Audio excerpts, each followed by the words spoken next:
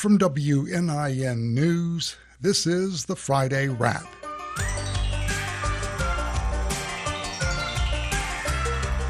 I'm John Gibson. On today's show, we welcome Houston Harwood of the Evansville Courier and Press to talk about developments in the disappearance of an Evansville woman. We'll listen back to Tim Jagalow's story on how river flooding is affecting the LST. Tim also has an update on the search for a new EVSC superintendent. We'll hear a feature from Indiana Public Broadcasting's Lee Gaines on an increase in school suspensions. We'll chat sports with Jevin Redmond, and we'll run down the weekend notebook. The Friday Wrap is next on WNIN FM with support from Indiana Public Broadcasting stations following the news from NPR.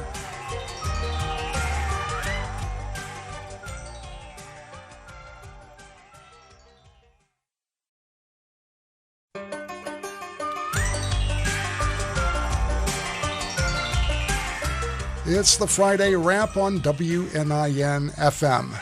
I'm John Gibson. Good to have you along on this Friday. Well, a number of law enforcement officers searched a property in Pike County this week. And while authorities would not say what the search was about, my first guest, Houston Harwood of the Evansville Courier and Press, reports it was likely connected to the disappearance of an Evansville woman. Andy Wagner went missing in 2022 and hasn't been seen since. Houston, as always, thanks for joining us. Thank you for having me, John. Good to have you here. Well, let's talk a little bit about this search this week. What do you know about how this search near Otwell may be connected to Wagner's disappearance? Yeah, so this search out in Otwell, which is in Pike County, about an hour's north of Evansville, there were FBI officials there, Pike County law enforcement, some search dogs at this sprawling, 20-plus acre property out in rural Pike County.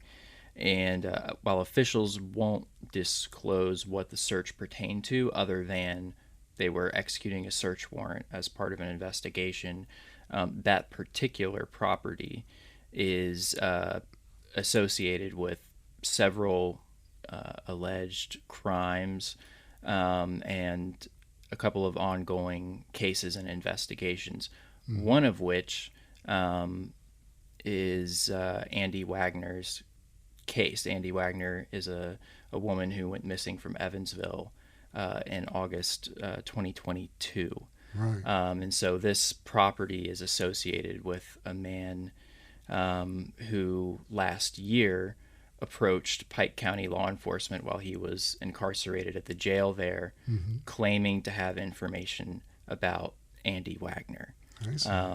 As I understand it, this property that was searched is owned by the man you're talking about, the convicted felon Robert Lamberson, correct? Correct. Yeah, and apparently he claims to have some information on Wagner's disappearance. Correct. Yes. So this property out in Otwell, the address first hit our radar in some Pike County court records pertaining to Robert Lamberson. He had been arrested on narcotics charges last year. He was lodged at the jail in Pike County. And while he was there, he approached Pike County Sheriff's Office investigators claiming to have information about Andy Wagner's disappearance. So this kind of kicked off some further looking into Mr. Lamberson from law enforcement up there. And so according to this probable cause affidavit, recounting these investigators' conversations with Robert Lamberson, he approached them with information. They said Lamberson stopped short of implicating himself as a first-hand party to what may have happened to Wagner, claiming he'd gotten his knowledge of this case from a deceased friend. But detectives wrote that Lamberson's mannerisms, his demeanor, seemed to them that he might have been attempting to place himself one step removed from details of which he actually had firsthand knowledge.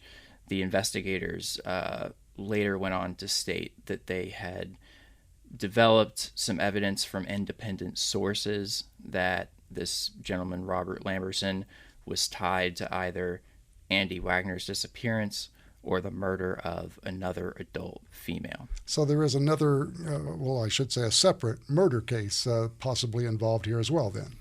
Potentially, yes. Yeah, yeah. So any arrests since this search that you know of? Not that I know of.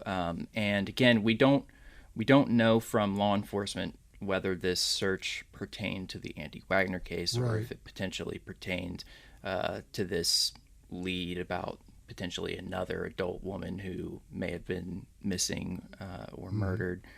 But it is quite interesting that, only a few months after this account of Lamberson's discussions with Pike County law enforcement becomes public, a few months later, the FBI and search dogs are at this sprawling property that, according to assessor records, Robert Lamberson has owned since about 2008. I understand. Well, law enforcement, as I understand it, wasn't exactly happy to see you there during the search, and they've been pretty much tight-lipped, correct?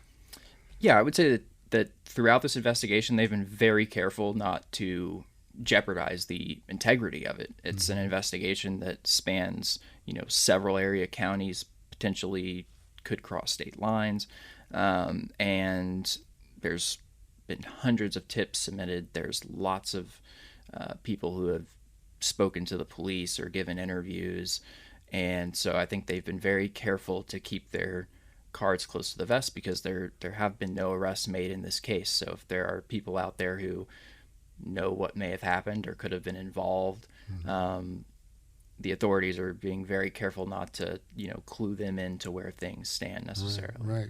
Have you received any comment from Evansville police? Yeah, Evansville police, they were not willing to confirm that this search pertained to Andy Wagner's case, nor were they willing to deny that it pertained to Andy Wagner's case. Yeah. I see. We're speaking with Houston Harwood of the Evansville Courier and Press. You can see this story and others at courierpress.com. This is the Friday Wrap. I'm John Gibson. And Houston, now, as I recall, and you mentioned it in your story as well, there was a police search last May in Oakland City that police said was connected to Andy Wagner's disappearance, right? Correct. Yes. Last May, the FBI, state police, several of the agencies that are working this case searched 3 properties in Gibson County around Oakland City. And those searches, the Evansville Police Department did confirm pertain to Andy Wagner's case. Sergeant Trudy Day, who was the EPD spokesperson at the time, said that investigators collected, bags of evidence. Some of that was sent to an Indiana State Police lab for testing. We don't know the results of those tests or exactly what evidence they collected. But those searches were particularly interesting because, again, looking to assessor records to try and get a sense of, who owns these properties that they're searching. One of the properties, through looking at the assessor records and the ownership, is associated with a man whose name first got tied to this case the day Andy Wagner was reported missing. One of the properties they searched in Gibson County is associated with a man whose name appears on Andy Wagner's initial missing persons report as somebody the family or police thought it would be worth contacting. That particular man has a lengthy criminal history, and even just a few weeks after those searches last year, he actually got arrested in Evansville on some gun and drug charges at Bolly's Casino. So those searches, we know that they were in connection with the Wagner case. We also know a little bit more context about, who they might have been looking at with at least one of the searches there. Right. Now, we've been mentioning Andy Wagner, as we mentioned earlier. She went missing in August of 2022. Let's try to learn a little bit more about her. What do we know about Andy Wagner before she disappeared? Where was she last seen? That kind of thing. Yeah, so Andy Wagner's family reported her missing from the Evansville-Newburgh area on August 12th. 2022. According to the missing persons report with the Evansville Police Department, her family last spoke to her on August 6th of 2022 when Andy Wagner sent a text message. nobody has come forward publicly to say that they've seen her since. Shortly after Andy Wagner was reported missing from Evansville, her mother, who resided in Texas at the time, traveled to Evansville to help search for her. And within a month or so of Andy's disappearance, her mother said, my daughter is a smart, bright young lady. She's loved and missed by her family. She pleaded with anyone who had information concerning her whereabouts to come forward. And her family says that she was loved, and several of her family members are very active in efforts to continue searches and to keep public interest up, solicit tips. So her family's fought very hard to keep attention on the case and try to find Andy. And tragically, as I understand it, her mother has since died, correct? Correct. After moving to Evansville to search for her daughter, and she really left no stone unturned. I mean, she conducted searches here in Evansville and Gibson County, all around Oakland City. She was searching properties in Evansville just based on tips. She was willing to chase down really any lead. She died in December of 2023, really due to what her family says was a broken heart. Despondent that she had not been able to find her daughter. Yeah. This is the Friday Wrap on WNIN FM. I'm John Gibson, and we're chatting with Houston Harwood of the Evansville Courier and Press. You can see his stories at courierpress.com. We're talking about a search of property this past week in Pike County. Authorities would not say what that search was about, but it's possible that it may be connected to the missing Evansville woman, Andy Wagner. So, Houston, I guess authorities are still asking for help from the public, correct? Correct, yes. The Evansville Police Department has repeatedly asked, and they still ask anyone with information about the case, even if it's something they think is insignificant. Maybe they knew Andy Wagner a long time ago or were a friend of a friend. Really, any information is helpful information in their eyes. So anyone looking to contact the EPD with information about the case can do so by calling 812-436-7896. There's also a nonprofit group, Kingsman Philanthropic Corp. They're a subsidiary of a national security company. They specialize in missing persons cases. In August of 2024, on the second anniversary of Andy Wagner's disappearance, they put up a $25,000 reward for information that leads to the location or recovery of Andy Wagner. And so they solicit tips as well. Sure. They go through them, they forward them to law enforcement.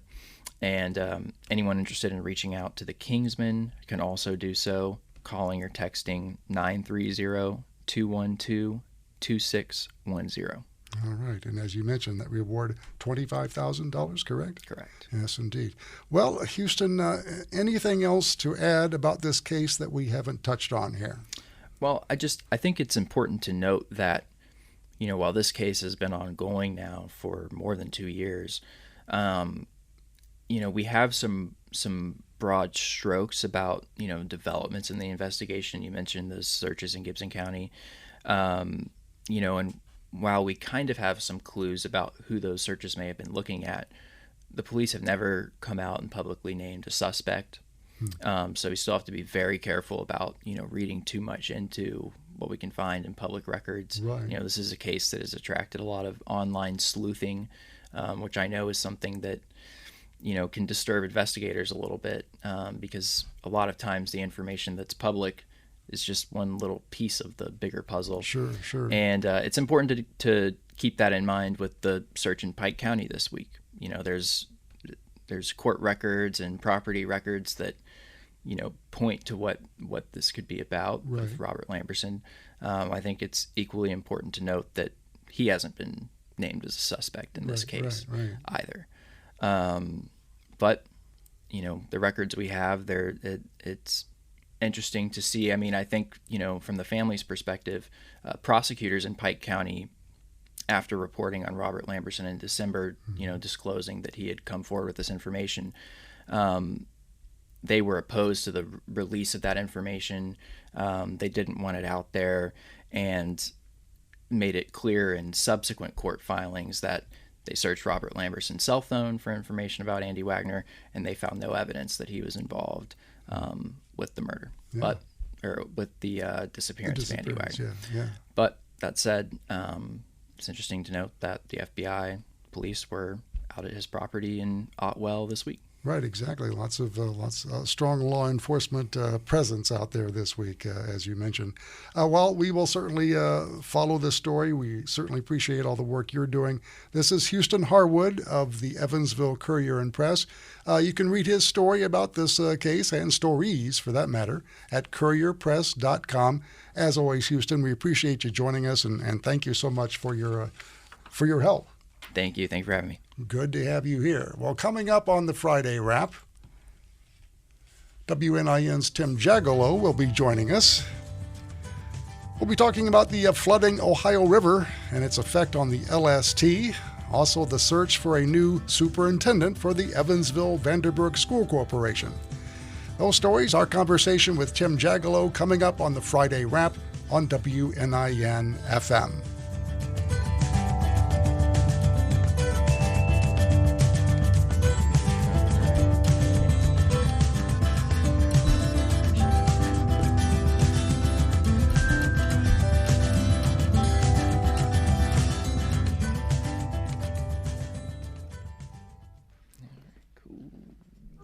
We all want to know what's going on, but let's face it, sometimes keeping up can be a lot, especially when those news alerts blow up on your phone and just make you stressed and confused.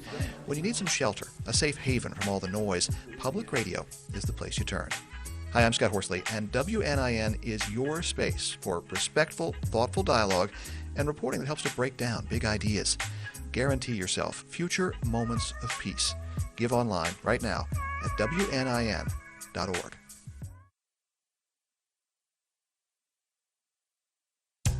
Hey, it's Luke Burbank. This week on Livewire, we are celebrating Poetry Month with the one person who can finally explain poetry, one-time poet laureate, Paisley Reckdahl. A poem is basically a piece of writing that tells two or more stories at the exact same time using the exact same language. That and so much poetry this week on Livewire from PRX.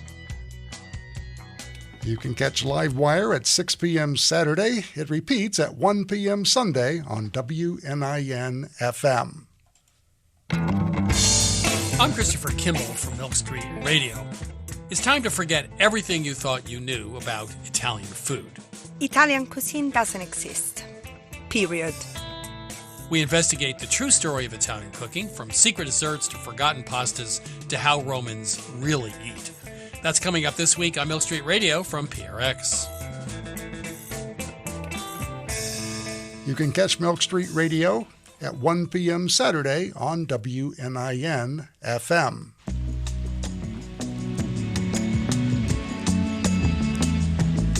It's the Friday Wrap on WNIN. I'm John Gibson. Good to have you along on this Friday. Well, the Ohio River continues to rise here at Evansville, and as a precaution, the local levee authority erected the emergency flood wall along Riverside Drive this week for the first time since 2018. As WNIN's Tim Jagolo told us this week, it's in response to that near-record water level of the Ohio River.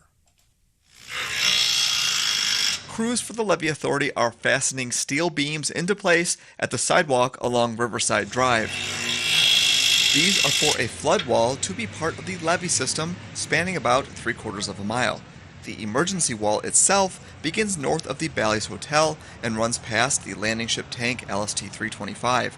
The wall is adjustable up to 10 feet tall, designed to hold back the Ohio River in a worst-case scenario. The levee system as a whole runs all the way down 2nd Street. Levee Authority Superintendent Michael Herkey says this wall is being erected as a precaution. With rising water levels still, we just want to be prepared in case it was to raise any higher than what they have predicted. We just want to be prepared for any kind of storms or anything that would still come from any of this weather.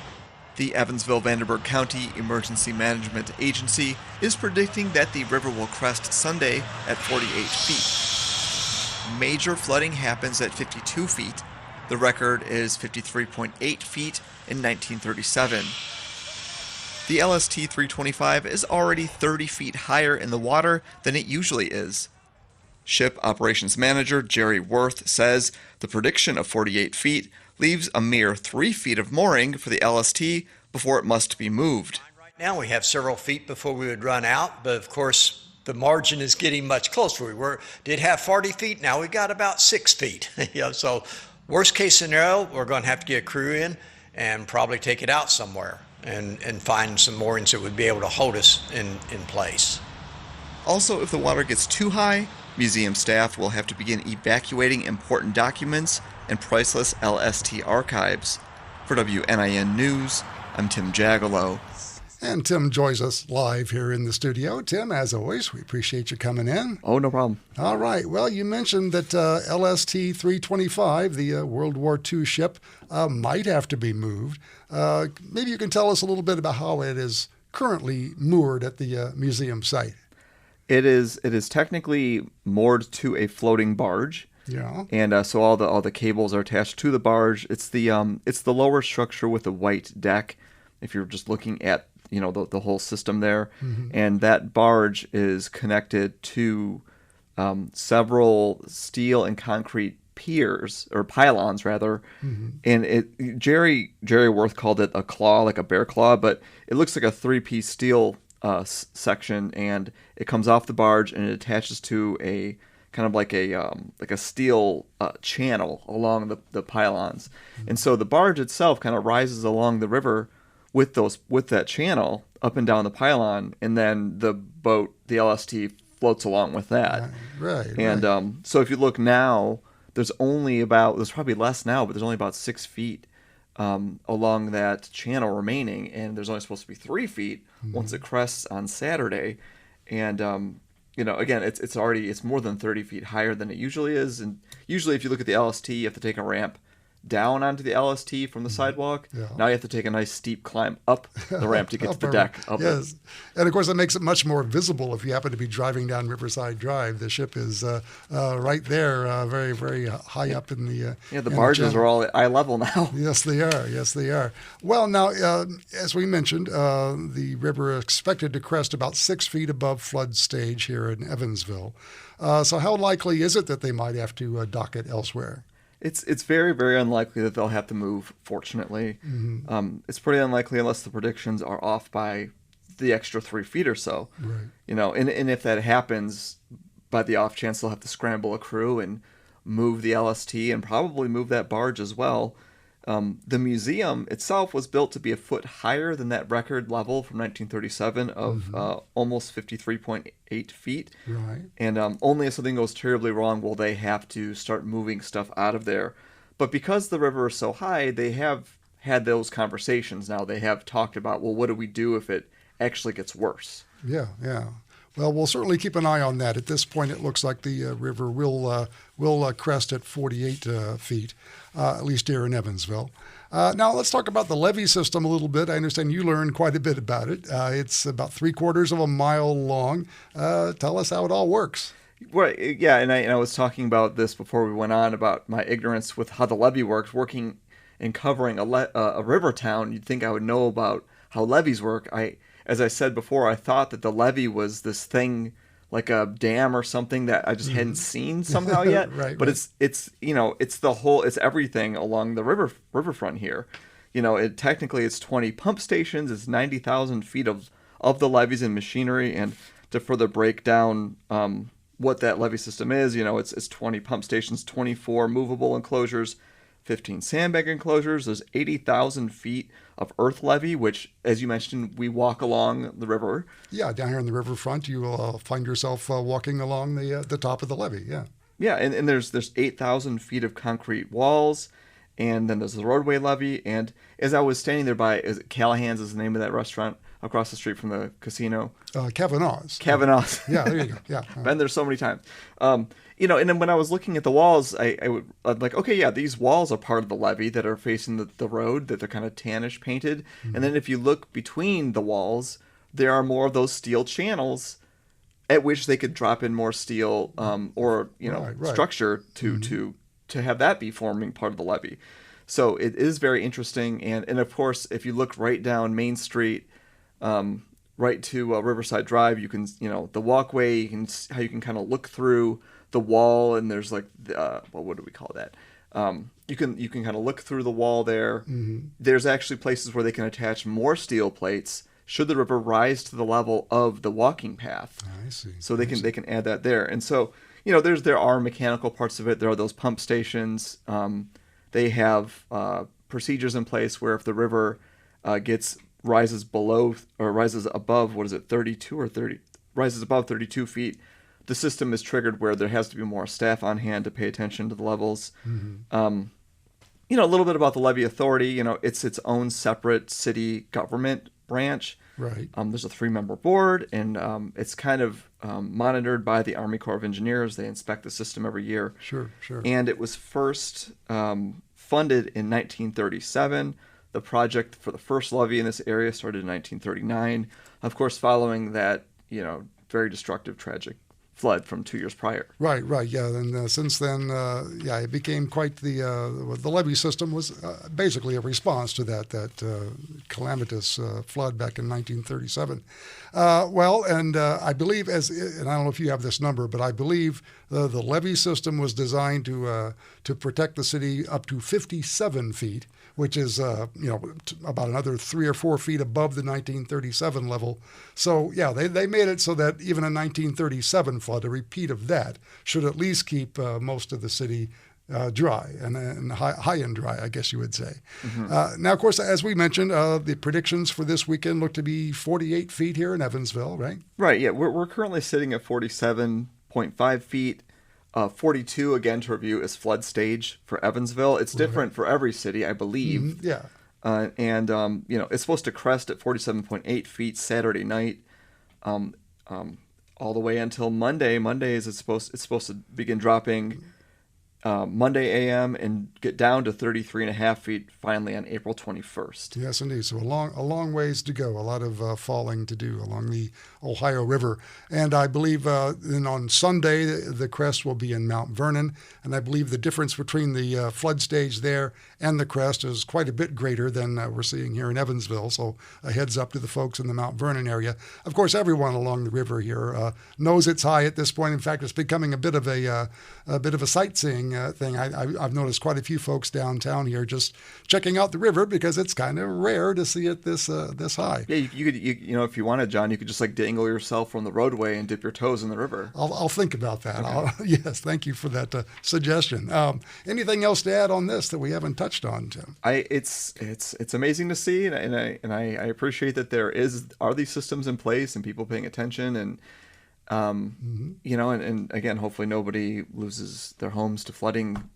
Yes, indeed. Like that. Yes, indeed. All right. Well, let's move on to another story that you covered this week, and that is the Evansville Vanderburgh School Corporation, which has partnered with the Indiana School Board Association to find a replacement for retiring Superintendent David Smith.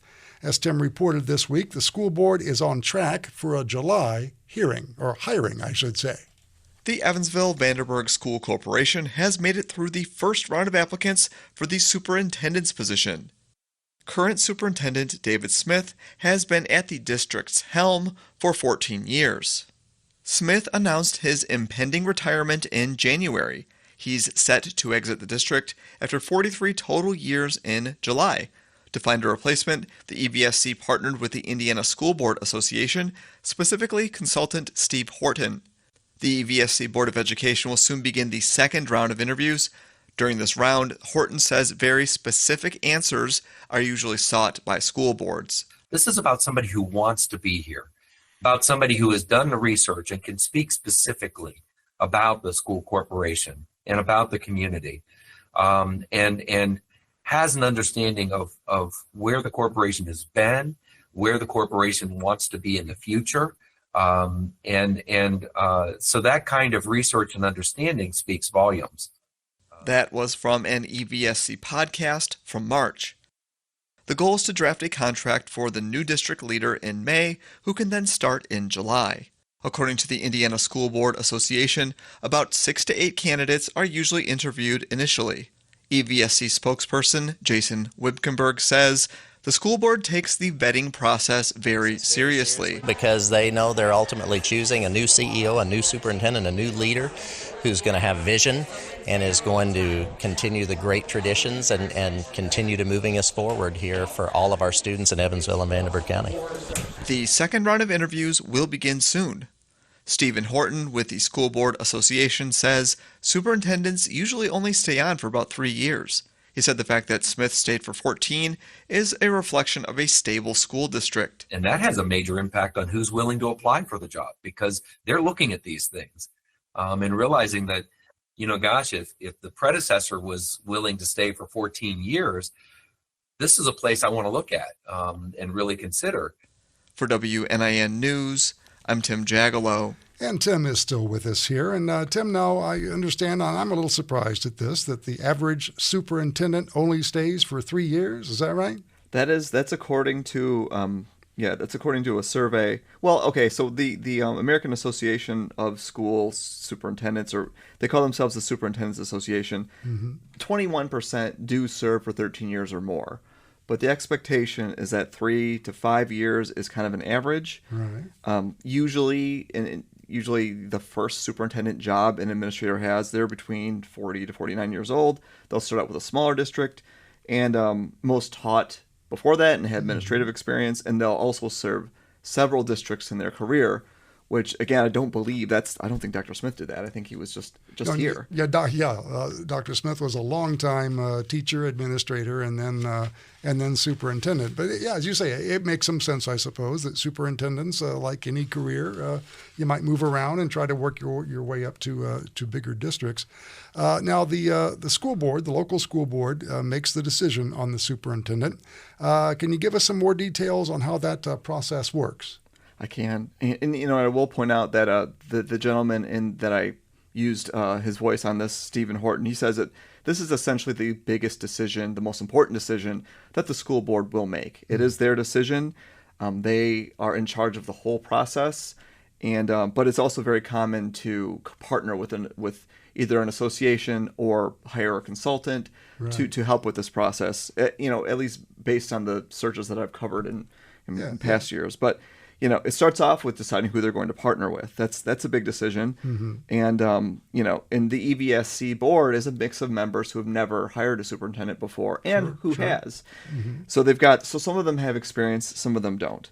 Right. And so the goal of the Indiana School Boards Association, who they're partnering with, is just to amplify and get the most candidates as possible to see their application or this job opening, and also make it a fair, transparent process for the school board for the search. And, Dr. Smith announced his retirement in January, saying that he's going to be done in July. And basically 2 weeks after the announcement, they decided to partner with them. And February 10th is when they posted the job opening to the online portal. Right. And so between February 10th and March 16th, they were recruiting candidates. And meanwhile, for most of that time, at least February 25th to March 10th, there was an online community survey where people could fill out and talk about who they'd like to see, what their priorities are. Right, some community input on the process, right? Yes. Yeah. And the application deadline was March 16th, and after that, they had a lot of work to do. The school board had a lot of work to do to vet and look at all those applications, and I wasn't able to find out how many they received. That was Jason Wibkenberg kind of kept that private, he said. Away from that? Okay. Yeah, and so during this process, and this is prior to the first interviews, the ISBA also has some people internally that look at their applications while they're all looking at the applications. And then they have conversations about what's important to the district. They can even reach out to the candidates and ask clarifying questions during that time. And again, it's a really big, really important part of the process that they did, and this is already completed. They recently completed the first round of interviews. Okay. Well, let's talk about compensation. As I understand it, the superintendent is one of the higher paying public service jobs here in Evansville. What sort of money can a superintendent expect to make as head of the EVSC? Well, I don't know what an incoming superintendent will be compensated, and I don't know about the benefits. I do know that Dr. Smith, his pay as of 2024 was $270,464, the highest paid employee of the district by $120,000. The average, according to salary.com, is only $141,000 in Indiana. Again, that doesn't include the benefits and things like that. Now, the contract for the candidate will be made public. It'll be part of a public hearing. In fact, this week coming up, they're going to be having the second round of interviews. And one thing I forgot to mention is that going into the first round of interviews, which was completed more than a week ago, Steve Horton said on average about 6 to 8 people make it to the first round of interviews. Gotcha. And so again, their compensation is going to be made public and is part of the process. And they want to do that 10 days prior. They want to publish that 10 days prior to the public hearing. I see. All right. Well, Tim, anything else to add that we haven't touched on here? Well, they're going to be having this person installed by July 1st.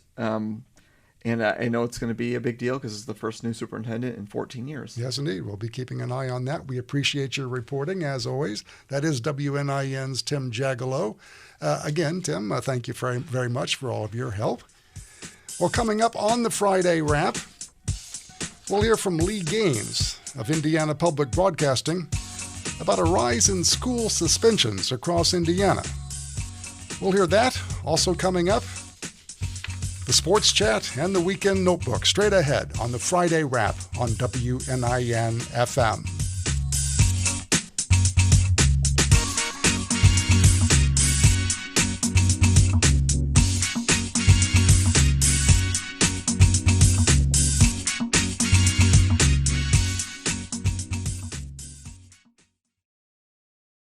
On the next Radio Lab, people were yelling at each other. The story of a scientific battle waged over millennia. Just a colossal number of people are getting sick. And the scientists who put their lives on the line. I should die in the cause of science like a soldier on the field of honor. Bang! To reveal the secrets of the air all around us. It's fascinating, messy, and in some ways almost cursed. That's on the next Radio Lab. You can catch Radio Lab at 3 p.m. Sunday. It repeats at noon Monday on WNIN FM. Jenny Scheller is a home-based baker from Posey County. She taught herself how to make those dainty, colorful sandwich cookies called macarons, and she launched her baking business with them in 2024, selling at local street markets and online. I'm Peggy Pirro, inviting you to join me for a conversation with Jenny about her cookies and her company, The Dainty Flour, on the latest episode of Food From Here. You can find the podcast on Spotify and on WNIN.org. Whether you listen for a few minutes a day or a few hours, whether you're listening for hard news or something less serious, when you listen to NPR and WNIN, you're trusting us to be part of your day, to curate the news and information that's important to you. Hi, it's Tamara Keith. Help WNIN continue to be the source you count on. Visit WNIN.org to become a sustaining member for the very first time. Or, if you've given before, consider increasing your gift. Now, more than ever, we need your help.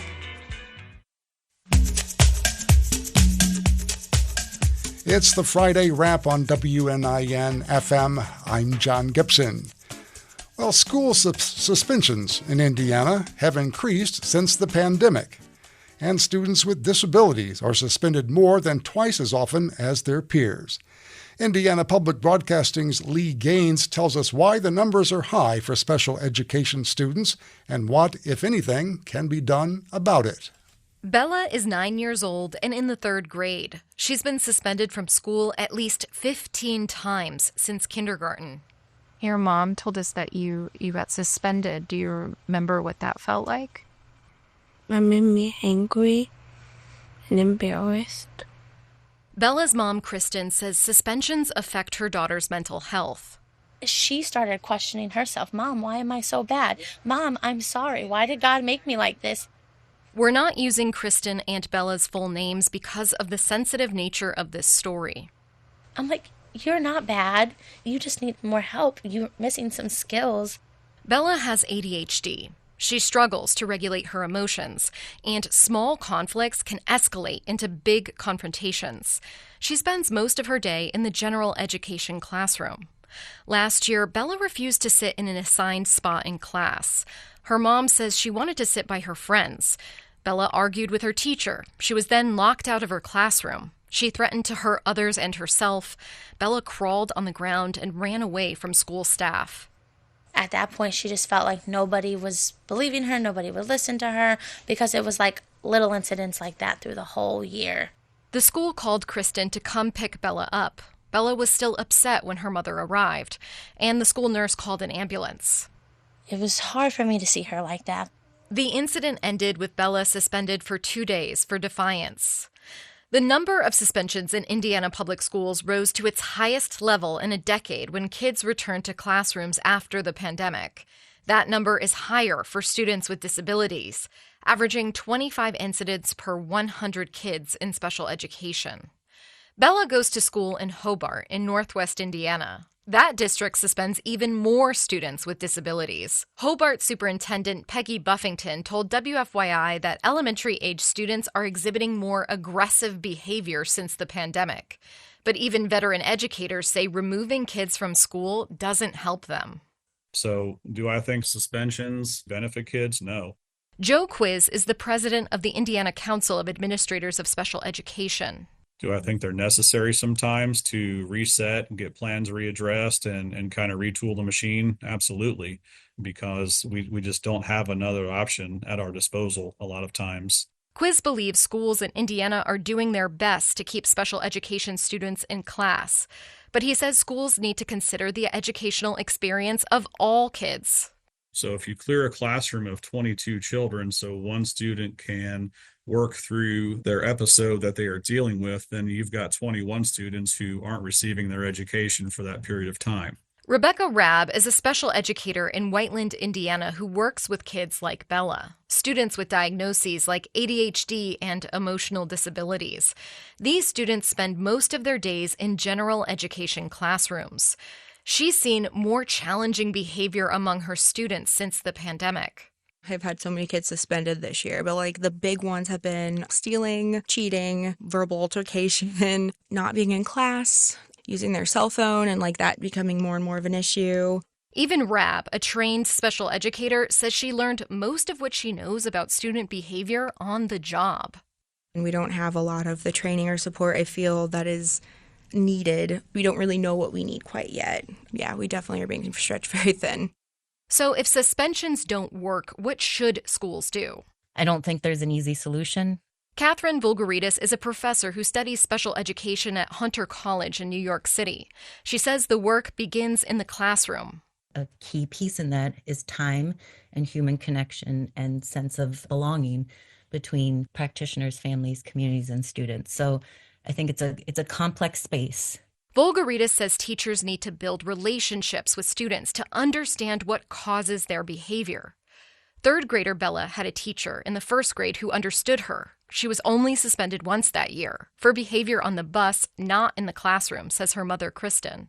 Because the gen ed teacher accommodated all her needs, she made a connection with her to where she could just say like, hey, we're not doing this right now, but she had that relationship. This school year, Bella was suspended multiple times, and then Kristen transferred her daughter to a new school in the same district. They have much more help there for me, and when I have a lot of feelings, like they're there for me, and they don't just like assume that I'm in trouble or something. They actually let me talk. Bella hasn't been suspended since she started at her new school. Right now, her mother, Kristen, is hopeful, but she knows much of the burden is on her to advocate for Bella. I'm Lee Gaines. Coming up on the Friday Wrap, the Sports Chat, and the Weekend Notebook. Hope you can stay with us. What if there was a thing you started, you invented, that everybody in the world knows about, but somebody else took the credit? On the next Snap Judgment, The Wave. Snap Judgment, storytelling with a beat. Do not miss it. You can catch Snap Judgment at 5 p.m. Sunday on WNIN FM. In public radio, we don't just listen, we listen deeply. I'm Scott Simon, and listening deeply means you hear more than just the statement someone makes. You hear themes, context, and a broader perspective so you can get the whole story and why it matters. Every time you listen to WNIN, you learn, and you feel connected to other people and places. That is time well spent, so please support it now by giving online at WNIN.org. This is the Friday Wrap on WNIN FM. I'm John Gibson, and joining me now for the Sports Chat is Jevin Redmond. Jevin, good to have you back. Yeah, thanks, John. Thanks for being here. Well, okay, let's start with some high school coaching news. Yeah, we'll start with high school football. 2 new coaches were named this week. We'll start with Evansville North High School. Their new head coach is Zach Nero. It's a familiar name in their community as he's been a longtime assistant coach. Zach Nero is a 2007 Evansville Harrison grad, but he's been an assistant coach at North the past 11 seasons. And the last 3 years, he's been the defensive coordinator. So he takes over. He's the 8th head coach in program history. That was approved by the Evansville-Vandenberg School Corporation this past Monday. And Coach Nero, in a quote to the Evansville Courier and Press, said it was very rewarding for him after being a longtime assistant coach. He showed loyalty and dedication to the school, and it paid off. So he's very excited about his new job. Then also, locally at South Spencer High School, they have a new head coach for football as well. It is Brandon Neighbors. He is a 2004 South Spencer grad. Was a very good quarterback for them back in the day, all-state quarterback, played at Wabash College as well. And he said it's a full circle moment, in a quote to the Evansville Courier and Press, as he's been a longtime assistant coach for them. So you have an alum of the school taking over at South Spencer as the 10th head coach in program history. And I'll wrap up our high school coaching chat. Different sport, but with girls high school basketball. A longtime head coach has stepped down at Southridge High School. Greg Warner, after 19 years as head coach at Southridge, 2 different stints, won 265 games at Southridge, a couple of sectional championships, so they'll be looking for a new girls basketball head coach at Southridge. Yes, indeed. Well, earlier this week, the NCAA crowned a new men's college basketball champion, right? Yeah, the Florida Gators in a thrilling game against Houston, 65-63 in a March Madness that some felt was a bit dull. There wasn't a whole lot of upsets, but the Final Four was extremely exciting. 3 close games, all decided by 6 points or fewer. And for Florida, it's their 3rd national championship for basketball in program history. Their first since 2007. They won it back-to-back in 06 and 07. But the Gators with the come-from-behind victory against Houston, and it was an exciting way to cap off the college basketball year. Some more college basketball news. We kind of look locally. This is a busy time in April as both USI and UE try to fill out their roster with the transfer portal. Right. Evansville got some good news a few days ago. Connor Turnbull, who played last year for them, the Missouri Valley Conference Defensive Player of the Year, is returning for his senior season. Evansville's been decimated by the transfer portal, so good to see a returning player come back. And Turnbull was first in the conference in blocks, averaged 16 points a game over the final month of the season. So a big returning player for Evansville. And then one more note with the Purple Aces. Their former player, Cam Hafner, it's a big name. His dad, Hall of Fame player. He entered the transfer portal. Cam did. He just signed with Western Kentucky University, so he found a landing spot there. I see. And speaking of college basketball, we should probably mention the women's champion as well, an old favorite, UConn. Yeah, right? UConn had been a little bit since they'd won a national championship, but obviously they took down South Carolina, who was last year's winner. Right. And the women's tournament was very exciting to follow as well. And UConn back on top, and for Gino Auriemma, his 12th national championship as the head coach of UConn. All right, well, let's switch to pro basketball quickly. The Pacers have made the playoffs, right? They have, yes, and it looks like they'll be in position for the number 4 seed, which would give them a home court advantage in the first round of the playoffs. Their opponents still to be determined, either Milwaukee or Detroit, but the Pacers just shy of 50 wins. They've had an excellent season, and now gearing up for the playoffs. They have 2 games left, one tonight, and then they finish up the year on Sunday in Cleveland. All right, well, let's talk a little college baseball. Looks like it should be a good weekend for college baseball, right? Yeah, weather-wise should be nice, and it's a big weekend for both USI and the University of Evansville baseball teams. We'll start with USI. They're playing very well. They had their 6-game winning streak snapped earlier this week in a midweek loss at Western Kentucky, but they're 7-2 in the Ohio Valley Conference. They're in control of first place right now, and they're playing a 3-game series at Tennessee Tech. Game 1 will be tonight at 6 o'clock, 3 o'clock on Saturday, 1 o'clock on Sunday, but Tennessee Tech is 6-3, USI baseball 7-2, so a big battle there, top half of the standings. And for for Evansville baseball. They're 5-4 in the Missouri Valley Conference, tied for 4th. They're at Illinois State this weekend, playing at 5 o'clock tonight, 3 o'clock tomorrow, and then 1:30 on Sunday. That game is on national TV on ESPNU. And Evansville baseball in a 3-way tie for 4th. They're just a game behind Illinois State. So for both USI and UE, big weekend series and conference play coming up. All right. And also the Masters underway down in Augusta, right? Yeah, so always an exciting time. A lot going on right now. As college basketball finishes, NBA playoffs start, you have the Masters as well. It's always fun to follow the 4-day tournament, and that'll finish up on Sunday. That is Jevin Redmond with the Sports Chat. As always, Jevin, thank you very much. Yep, thanks, John. It's the Friday wrap on WNIN FM. Time now for the Weekend Notebook. Well, tonight we have some live theater at USI. USI Theater is presenting Pippin the Musical. Performances continue tonight and tomorrow at 7 p.m. and Sunday at 2 p.m. in the USI Performance Center. Also happening tonight, the Metro Ballroom Dance Club Community Dance. That's happening from 7 to 10 p.m. at Eagles Airy 427 at 6000 Old Boonville Highway in Evansville. Admission is $10 for adults and $5 for high school and college students. That event is cash only. Moving on to tomorrow, Saturday, it's a Meet Your Legislators session at Central Library. In fact, it's the final Meet Your Legislators get-together of the current legislative session.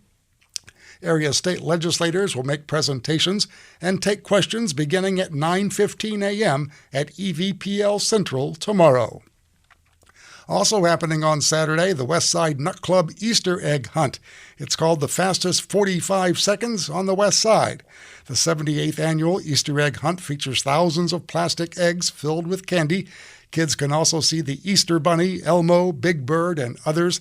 That event is at noon Saturday at Mater Dei High School's football field. Across the river in Henderson, we also have an Easter egg hunt there. That's the City of Henderson's Easter egg hunt. It starts at 10 a.m. in Newman Park in Henderson. Kids ages 3 through 12 are invited to participate. Also happening on Saturday is the Ukrainian Spring Fest 2025. This event offers Ukrainian food, music, crafts, inflatables, and more. The fest is from 10 a.m. to 3 p.m. at Washington Plaza at 4600 Washington Avenue on Evansville's east side. Happening tomorrow night, it's Guns and Hoses at the Ford Center. The annual boxing event between police and firefighters raises money for 911 Gives Hope. It's set for tomorrow at 7 p.m. Tickets are available in advance via Ticketmaster. Also happening tomorrow evening, it's the World Ballet Company presenting The Great Gatsby. Step into the jazzy world of the Roaring '20s with this new production of the glitz, glamour, and tragic romance of F. Scott Fitzgerald's timeless novel live on stage. The event is Saturday at 7 p.m. at Old National Events Plaza. Tickets are available in advance at Ticketmaster. Well, moving on into next week, on Wednesday, we have the EVPL Speak series continuing.